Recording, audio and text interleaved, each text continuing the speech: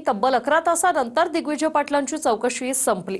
मुंडवा जमीन गैरव्यवहार प्रकरणात आतापर्यंत 40 मुद्द्यांवर चौकशी झालेली। बावधन पोलीस ठाण्यात दिग्विजय पाटलांची 11 तास चौकशी झाली।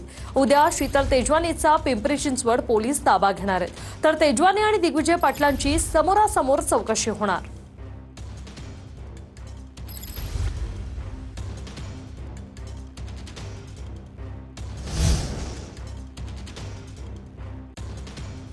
तब्बल 11 तास ही चौकशी चाललेली आहे दिग्विजय पाटलांची। मुंडवा जमीन गैरव्यवहार प्रकरणात आतापर्यंत 40 मुद्द्यांवर त्यांची चौकशी करण्यात आलेली आहे। उद्या तेजवानी यांचा ताबा घेतला जाणार आहे आणि त्यानंतर तेजवानी आणि दिग्विजय पाटील यांची समोरासमोर चौकशी होईल।